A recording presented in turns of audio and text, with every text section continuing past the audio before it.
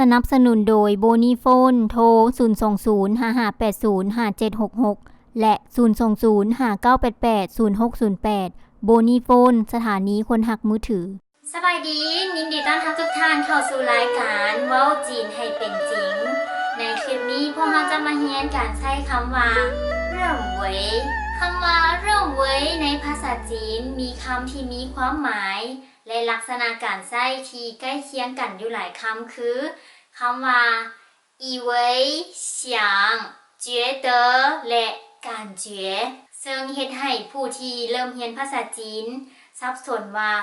มัวจะใช้คำใดดีในแต่ละสถานการณ์ซึ่งคำพวกนี้ล้วนแล้วแต่เกี่ยวข้องกับคำว่าคิดว่าเห็นว่าคิดและรู้สึกว่าในภาษาลาวคำว่าเริ่มเว้ยมีลักษณะการใช้หลักๆอยู่2ประการก็คือ 1. หมายถึงการเน้นย้ำแสดงความคิดเห็นต่อกับคนหรือเหตุการณ์ใดหนึ่งอันที่ 2. หมายถึงการตัดสินเรื่องใดเรื่องหนึ่งซึ่งในภาษาลาวเฮามักจะได้ยินคนเว้าว่าในความคิดเห็นส่วนตัวคำว่าเริ่มเว้ยนี่เป็นการคิดที่บ่ได้เป็นปัจจุบันทันด่วนหรือคิดขึ้นในทันทีทันใดแต่เป็นการคิดที่มีการทบทวนผ่านการสังเกตและตึกตองมาเป็นที่เรียบร้อยแล้วเฮาจึงใช้คำว่าเริ่มเว้ยคำว่าเริ่มเว้ยส่วนใหญ่เราจะพบในเวลาเราอ่านเพราะมันเป็นภาษาเขียนเราจะเห็นในปึ้มบทความต่างๆหรือผู้เว้าจะใช้ในเวทีที่เป็นทางการเช่นงานประชุมการปาฐกถาเหล่านี้เป็นต้นเรามาเบิ่งตัวอย่างการใช้但是在我的心目中间一直认为思想无所谓新旧但是在我的心目中间一直认为思想无所谓新旧但是在我的心目中间一直认为思想无所谓新旧เฮามาแปลเทอละประโยคสั้นๆกัน但是在我的心目中间但是กับคำว่าต้านมีความหมายเดียวกันคือแปลว่าแต่ว่าบางทีเขาอาจจะได้ยินแต่คำว่าต้านในคลิปเพราะว่าเราว่าไว้บ่ถึงกับไว้แต่เป็นทำนองปกติที่คนจีนเวลาเขาจะเว้าคำว่าชื่อจะถูกกลืนคำไปประมาณ 70% เขาอาจจะได้ยินแต่คำว่าต้าน但是แบบนี้แปลว่าแต่ว่าที่เราเว้าคำว่าต้านชื่อเพราะว่าในประโยคก่อนหน้าที่เราเว้าไปแล้วแต่มันบ่ได้อยู่ในคลิปของเขามันจะถูกหักล้างโดยประโยคต่อมาที่เรากำลังจะเว้าเราก็เลยเว้าว่า但是คำต่อไปคือคำว่า在คำว่า在เป็นคำนามบอกสถานที่แปลในภาษาลาวได้ว่าอยู่ในอยู่ที่ณที่我的แปลว่าของค่อย心目中间คำว่า心目中间และคำว่า心目中มีความหมายคือกันบางครั้งเราก็จะได้ยินส่วนใหญ่จะว่าแต่心目中ตัดคำว่าเจียนออกไปคำนี้เป็นคำที่สวยงามหลายในภาษาจีนเขามักเป็นพิเศษคำว่าชินแปลว่าหัวใจมู่แปลว่าดวงตาจงแปลว่าทางกลางในกลางตากลางใจของค่อยความหมายของมันก็คือเป็นวิธีการมองผ่านสายตาของเขาไปสู่สิ่งอื่นมีความหมายในภาษาลาวว่าทัศนะเป็นการตีราคาเป็นการประเมินสิ่งใดสิ่งหนึ่งและวลีถัดมา一直认为思想无所谓新旧一直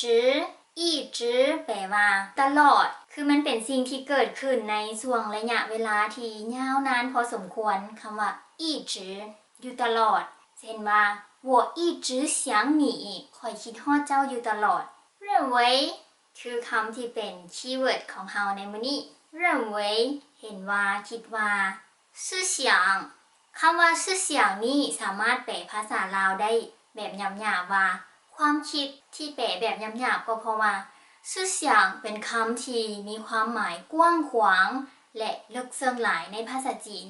ซึ่งคนจีนเองก็ยังถกเถียงกันเรื่อง思想นี้ยังบ่จบเทื่อแต่จะขอสรุปให้ฟังแบบย่อๆแนวนี้思想บ่แม่นความรู้แต่ว่า思想ได้มาจากความรู้และเป็นการตกผลึกของความรู้อีกสั้นหนึ่ง แสดงว่าชื่อเสียงออกมาจากวิธีการคิดของบุคคลใดบุคคลหนึ่งแต่ว่าเราจะไปแอบอ้างว่าความคิดของคนอื่นเป็นชื่อเสียงของเราบ่ได้เนาะชื่อเสียงต้องบ่แม่นสิ่งที่ก๊อปปี้หรือว่าไปเรียนแบบจากไผมาถ้าเราเห็นนั้นเขาเจ้าจะหาว่าเราเป็นคนบ่มีชื่อเสียงชื่อเสียงต้องเป็นสิ่งที่ผ่านการคิดโดยมีการข้อวยอคิดวิเคราะห์แยกแยะเป็นอย่างดีและมันจะไปเกี่ยวข้องกับคำว่าสติปัญญาการที่จะมีชื่อเสียงได้ต้องผ่านการฝึกฝน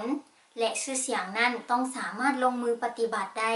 ชื่อเสียงต้องส่งผลกระทบด้านใดด้านหนึ่งต่อตนเองและผู้อื่นชื่อเสียงต้องมีระบบเป็นเหตุเป็นผล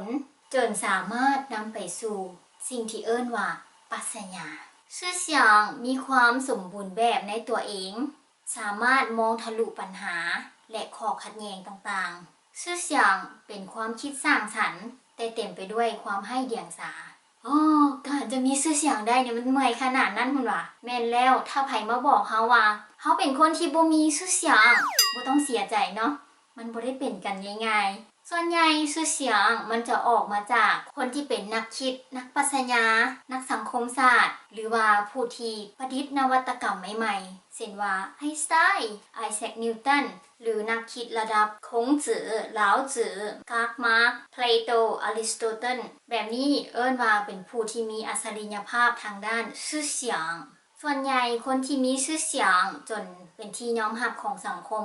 ความคิดของเขาเจ้าก็มีผลกระทบต่อสังคมในวงกว้างเอิ้นว่าระดับมหาภาคแสดงว่ากว่าจะเป็นคนที่มีชื่อเสียงคือต้องเป็นคนที่คิดระดับลึกซึ้งประมาณนี้คำต่อไป无所谓无所谓แปลว่าบ่สำคัญบ่จำเป็นอันใดก็ได้แนวใดก็ได้ชินจิ้วชินแปลว่าใหม่旧แปลว่าเก่า但是在我的心目中间一直认为思想无所谓新旧แปลว่าในทัศนะของข้อยคิดอยู่เสมอว่าความคิดบ่ว่าจะเป็นความคิดเก่าหรือความคิดใหม่มันก็บ่ได้สำคัญและเราก็ว่าประโยคอื่นต่อไปที่จะมาสนับสนุนความคิดนี้แต่ว่ามันยาวเกินไปเนาะเลยตัดออกก่อนไปเบิ่งตัวอย่างประโยคถัดไป我认为这是他更加喜欢和男性交往的方式。我认为这是他更加喜欢和男性交往的方式。我认为这是他更加喜欢和男性交往的方式。我认为ในความคิดเห็นของข้อยในความคิดของข้อย这นี่และชื่อและคำว่าชื่อมันจะมาคู่กันกับคำว่าเตะในประโยคนี้แสดงว่าเมนที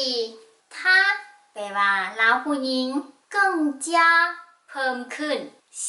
欢喜欢แปลว่ามัก和แปลว่าและหรือกับ男性男性แปลว่าเพศชายเขาใช้คำว่าสิ่ง男性女性ก็คือเขาสื่อถึงเพศสภาพของความเป็นผู้ชายผู้หญิง男人女人เขาสื่อถึงความเป็นคนที่เป็นมนุษย์ผู้ชายมนุษย์ผู้หญิงเจียวหวังมีความหมายในภาษาลาวก็คือติดต่อพัวพันไปมาหาสู่กันเจียวหวังฟังชื่อแปลว่าวิถีซึ่งมันจะต่างกับคำว่าฟังฝาก็คือวิธีการแต่ฟังชื่อมันเป็นลักษณะที่เปลี่ยนแปลงได้ยากมันจะติดพันกับการดำรงชีวิตของเขาเช่นคำว่า生活方式ก็คือวิธีการดำรงชีวิต交往方式วิธีไปมาหาสู่กันมันจะเป็นเรื่องที่ค่อนข้างยาวนานผ่านการแสดงออกของตัวบุคคลผ่านช่วงเวลาใดหนึ่งเขาจะเอิ้นว่า方式เป็นวิธี我认为这是他更加喜欢和男性交往的方式ค่อยเห็นว่านี่แม่นวิถีทางที่เราจะมักเพิ่มยิ่งขึ้น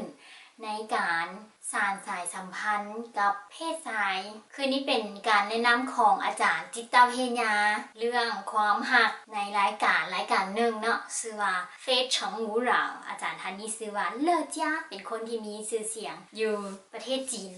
ไปเบิ่งประโยคถัดไป我认为你是爱我的我我认为你是爱我的我认为你是爱我的ชื่อและเตอนี่มาตลอดเนาะเมนที我认为ค่อยเห็นว่า你เจ้า爱我爱我ฮักค่อย我认为你是爱我的ค่อยเห็นว่าค่อยคิดว่าค่อยคิดอยู่เสมอว่าค่อยเข้าใจว่าเจ้าเป็นคนที่ฮักค่อยเจ้าเป็นคนที่ฮักค่อย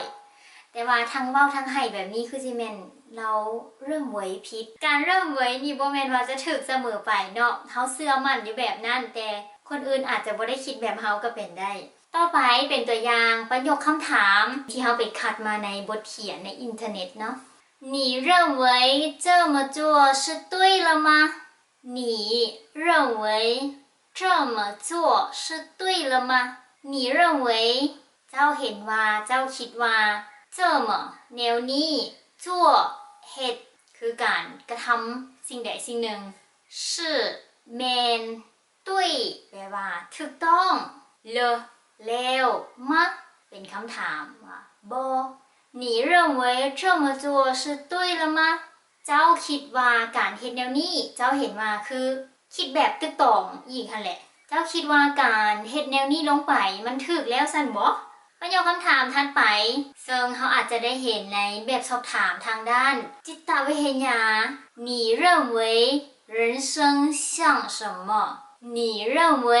人生像什么เจ้าคิดว่า人生คือชีวิตมนุษย์ตั้งแต่มื้อเกิดจนฮอดมื้อเสียชีวิตไป人生การดำรงชีวิตของมนุษย์像แปลว่าคือกับคือสิ่งใดสิ่งหนึ่งน่ะคือกัน他们讲得很像什么แปลว่าหยัง你认为人生像什么ในความคิดเห็นของเจ้าการดำรงชีวิตมนุษย์มันคือกับอีหยังมันคืออีหยังเป็นคำถามอุปมาอุปไมยเนาะค่ะอาจจะตอบว่าอ๋อชีวิตคือละคร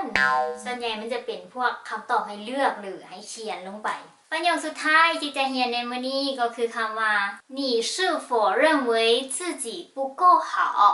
你เจ้า是否มีความหมายคือกับคำว่า是不是แมนหรือบ่แมนเป็นคำถาม认为คิดเห็นว่า自己ตนเอง不够แปลว่าเพียงพอ不够บ่เพียงพอ好ดี你是否认为自己不够好เจ้ามีความคิดเห็นว่าตนเองดีบ่พอแมนหรือบ่แมนนี่ก็คือตัวอย่างของการใช้คำว่า认为ในภาษาจีนหวังว่ามันจะเป็นประโยชน์ในการช่วยให้เข้าใจถึงวิธีการใช้คำว่า认为ของหลายๆคนได้ในคลิปวิดีโอถัดไปเราจะมาเรียนการใช้คำว่า以为ก่อนจากกันอย่าลืมกดไลค์กด Subscribe และกดแชร์ให้หมู่เพื่อนของทานได้ติดตามน้องกันขอบใจที่ติดตามพบกันใหม่ในคลิปหน้าบ๊ายบายเจ๊